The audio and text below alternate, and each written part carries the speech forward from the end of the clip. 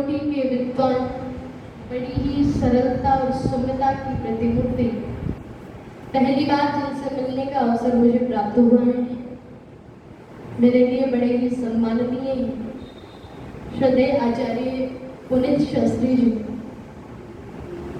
आर्य जगत के सुप्रसिद्ध भस्मोपदेशक।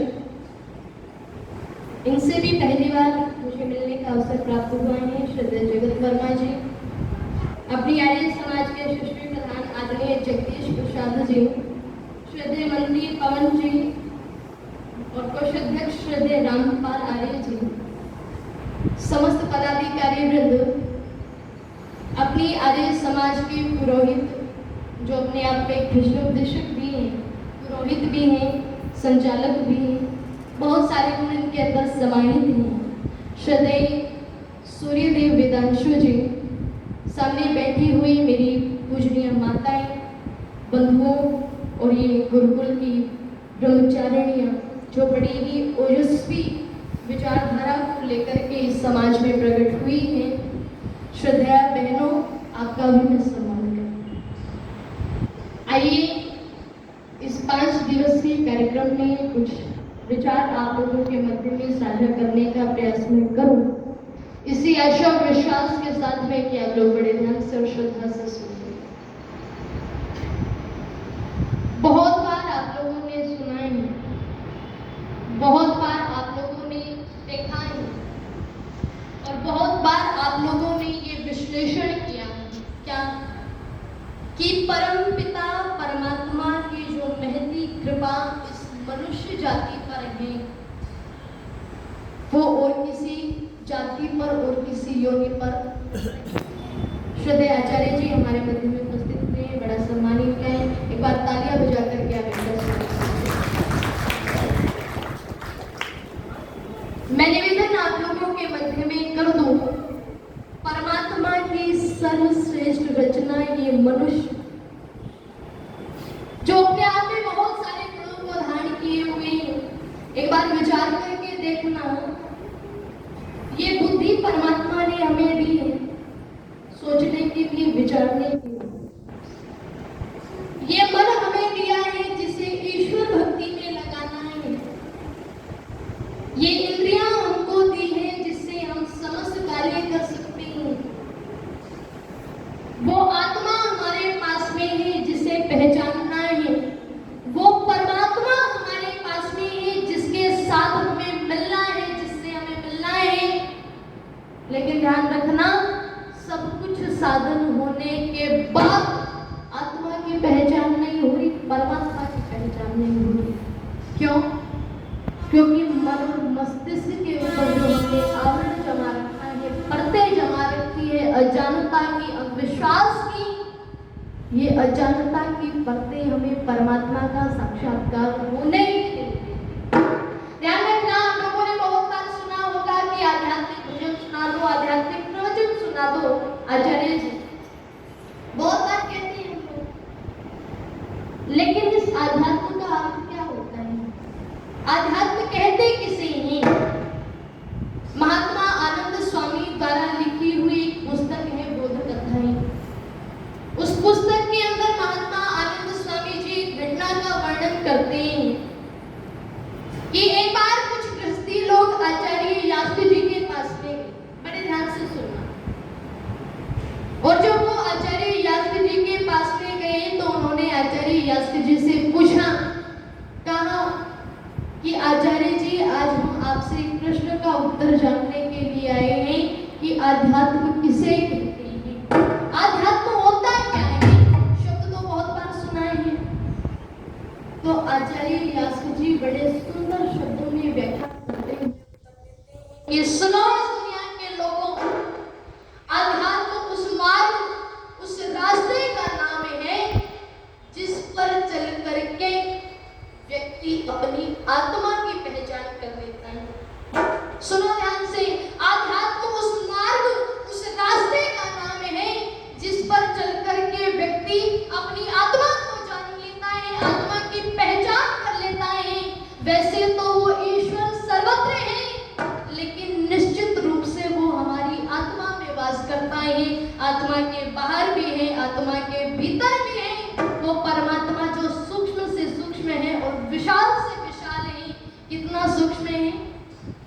जो हमारे शरीर के अंदर हमारी आत्मा रहती है ना, जिसे आज तक दुनिया का कोई वैज्ञानिक, कोई साइंटिस्ट, कोई फिलोसफर देख नहीं पाया है।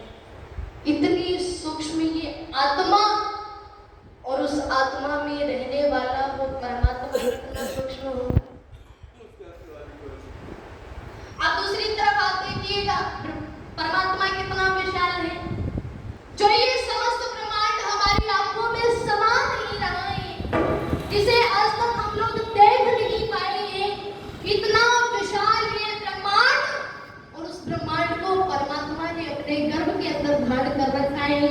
वेद का मंत्र कहता है हिरण्य गर्भ संवटताग्रे, वो परमात्मा इतना विशाल है और उसकी कारीगरी कितनी विशाल है।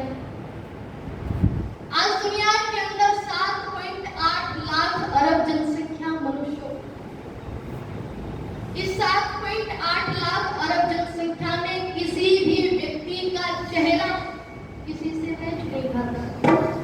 आंख वही है, नाक वही है, होठ वही है, कान वही है, लेकिन सब कुछ होने के बावजूद किसी का चेहरा किसी से मैच नहीं खाता। इतना विशाल परमात्मा, उसकी कारीगरी है। अब एक और तरफ आप लोग देखिएगा, इतने सारे पेड़ पौधे हमें दिखाई देते हैं संसार के अंदर, और सभी पेड़ पौधों की पत्तियों का रंग हरा है, लेकिन हरा होने के बावजूद एक दूसरे से मैच नहीं खाता। आप नीम के पत्ते को तोड़ करके आम के पत्ते से मिलाकर के देखना, कहने को तो दोनों का रंग हरा है, लेकिन हरा होने के बावजूद एक दूसरे से मैच नहीं खाता। इतना विशाल वो परमात्मा और उसकी कारीगरी है। पत्ते छोड़िए, ये आवाज किसी की किसी से मैच नहीं खाती, और आवाज छोड़िए, जो ये हमारी उंगलियों के निशान है ना, जिन्हें हम फिंगरप्रिंट्स कहते हैं, ये भी किसी के किसी से मैच नहीं खाती। इतना विशाल वो परमात्मा, उसकी कारीगरी है। आइए एक भजन में आप लोगों के मध्य में रख दूं उस विशाल परमात्मा को, जो इतने गुणों को धारण किए हुए हैं, जो सच्चिदानंद स्वरूप है, सच्चित और आनंद स्वरूप है। उस परम पिता परमात्मा की भक्ति हम लोगों ने नहीं की, इसलिए आज जीवन के अंदर इतने दुखों को हम समावेश किए हुए हैं। इसलिए बहुत सुंदर पंक्ति लिखी है।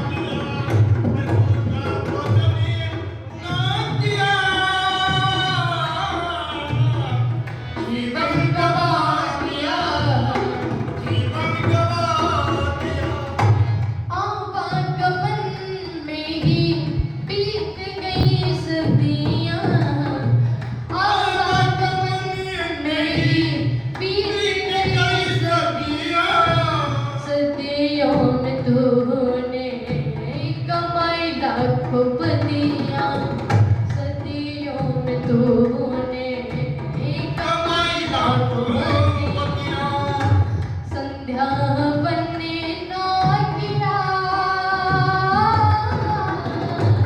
जीवन गवा दिया, जीवन गवा दिया, प्रभु का भजन ना किया, जीवन गवा दिया, जीवन गवा दिया। विषयों की विष भरी पी पी के प्यालियां, विषयों की विष भरी पी पी के प्यालियां, उम्र भर सजाता रहा नरक की नालियां, उम्र भर सजाता रहा नरक की नालियां। शुद्ध आचरण हो, शुद्ध आचरण ना किया, जीवन गवा दिया, जीवन गवा दिया, प्रभु का भजन ना किया, जीवन गवा दिया, जीवन गवा दिया।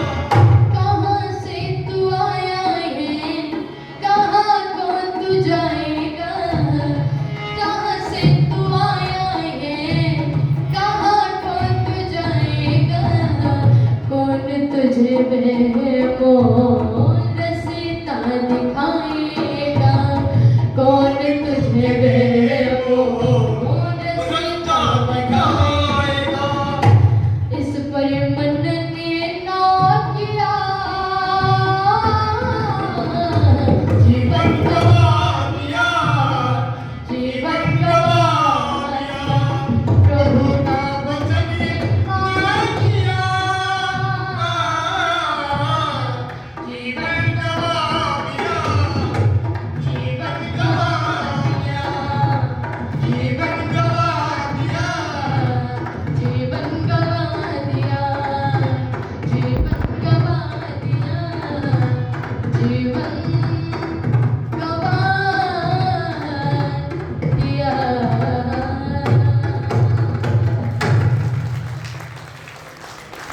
इस मनुष्य जीवन को पाकर के जिसका मुख्य उद्देश्य ही परमात्मा को पाना है, आत्मा को जानना है, उस अपने उद्देश्य से विमुख हो गई।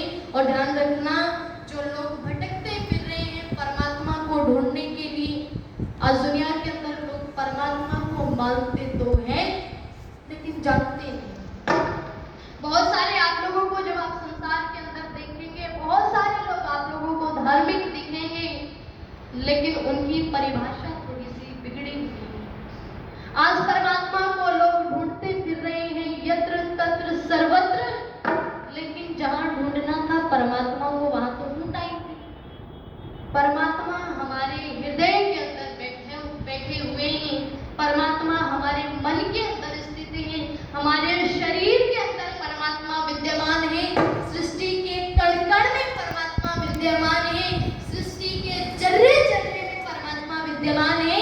लेकिन एक बार भी अपने हृदय के अंदर, अपनी संसार के उन चीजों के अंदर झांक करके नहीं देखा जो परमात्मा द्वारा बनाई हुई है, जो हमने खुद बना करके स्थापित की है। उन चीजों परमात्मा को ढूंढ रहे हैं।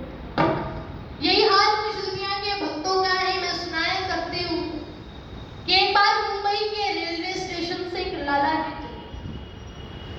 बड़े ध्यान से सुनना, घटना को बड़ी मुझे बहुत अच्छी लगती है। एक बार मुंबई के रेलवे स्टेशन से एक लाला जी चले। कहते हैं कि लाला जी के पास में बड़े कीमती दो लाल थे, बड़े कीमती लाल, जिनकी कीमत करोड़ों रुपए थी। बड़े कीमती दो लाल थे उनके पास में।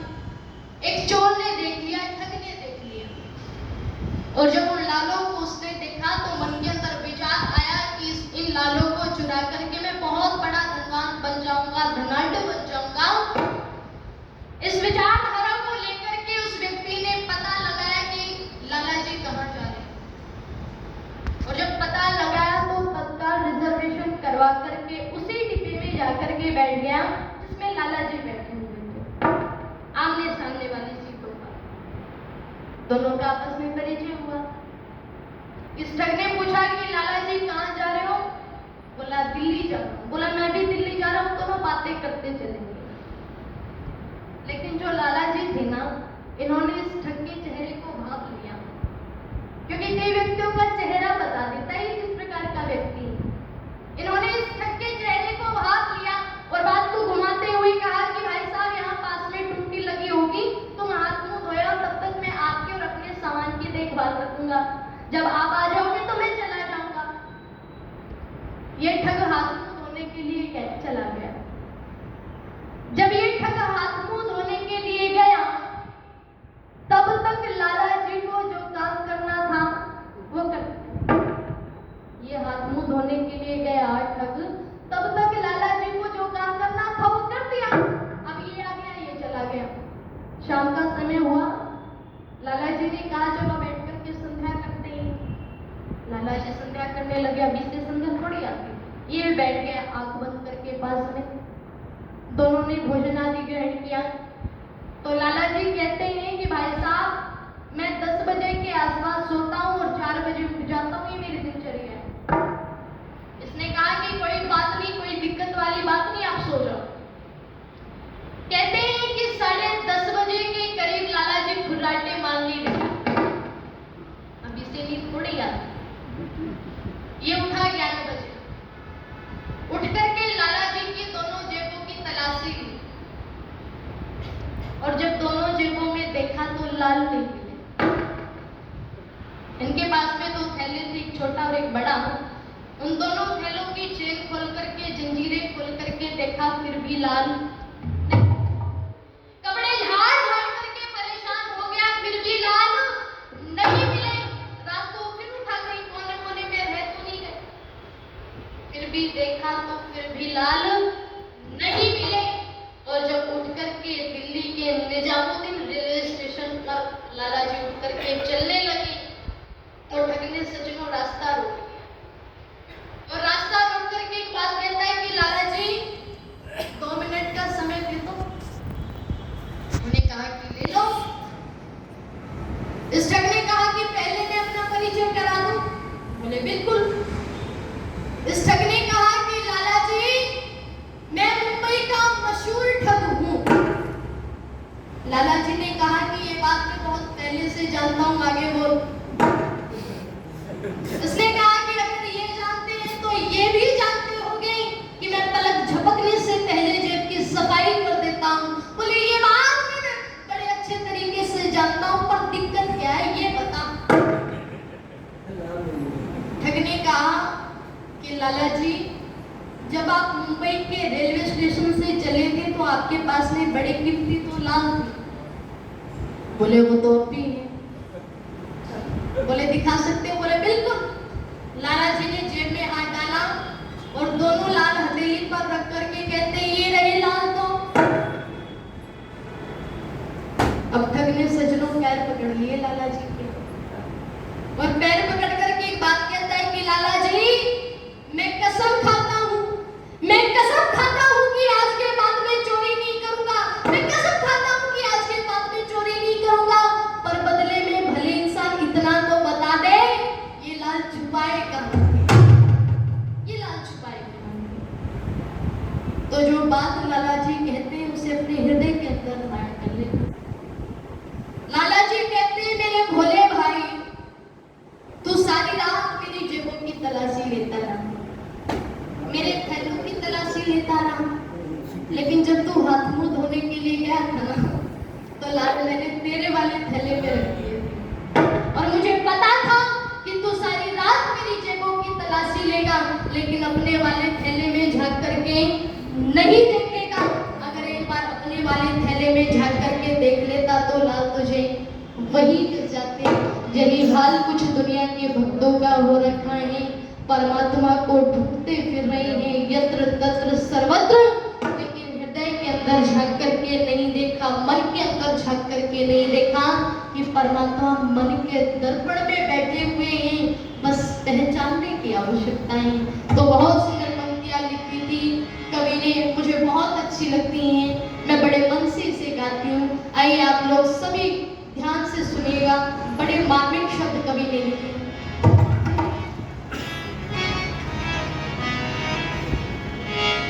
कि मन मीत बसा मन में,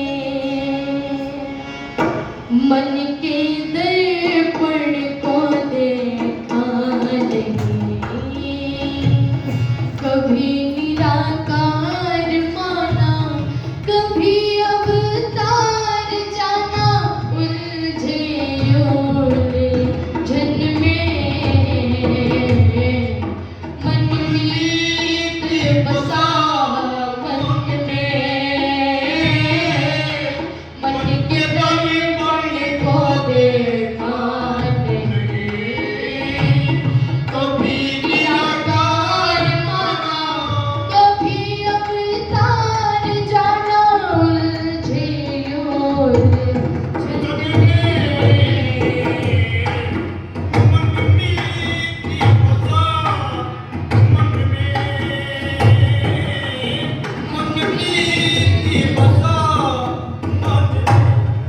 और सारी उम्र कहाँ गवा दी।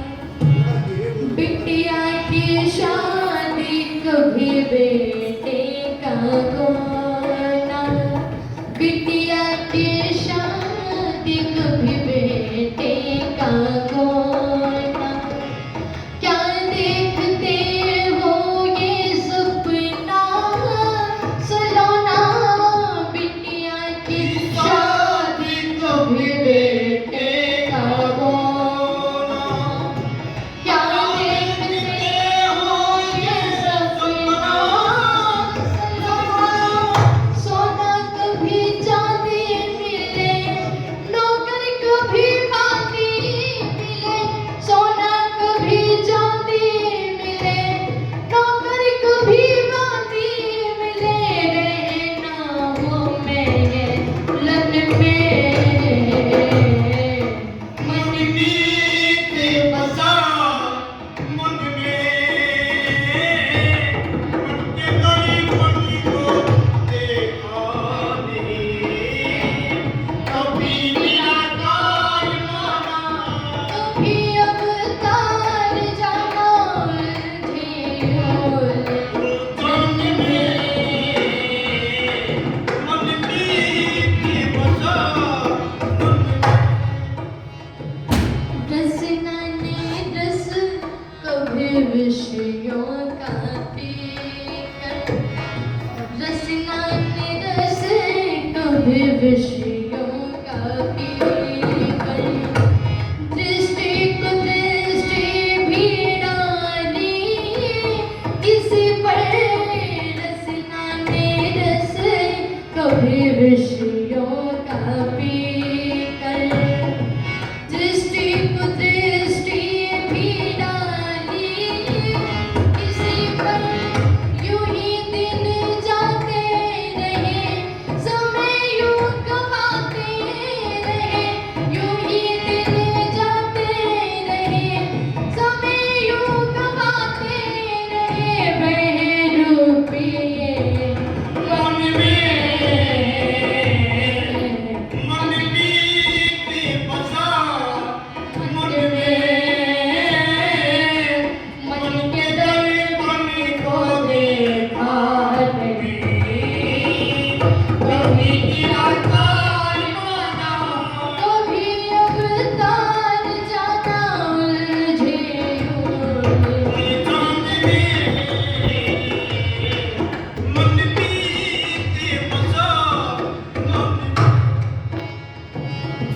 गंगा यमुना में गोते लगाए, गंगा यमुना में गोते लगाए, त्रिवेणी संगम में मलमल नहाए, गंगा यमुना के गोते लगाए, त्रिवेणी संगम में मलमल नहाए, कभी अमरनाथ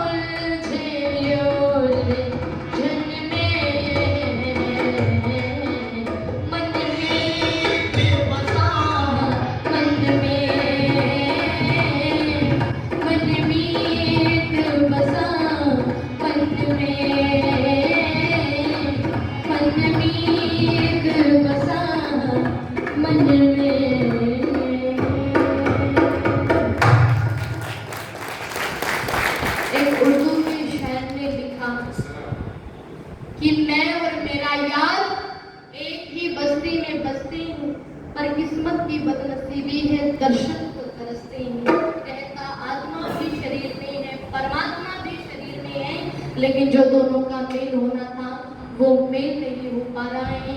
इसलिए इन सब बातों को मद्देनजर रखते हुए परमात्मा के समीप हम बैठने का प्रयास करें। इन्हीं आशा और विश्वास के साथ में आप लोगों ने बड़े ध्यान से और श्रद्धा से सुना। आप सभी का बहुत बहुत धन्यवाद। इतनी उम्मीद सुन बहुत बहुत धन्यवाद है बहन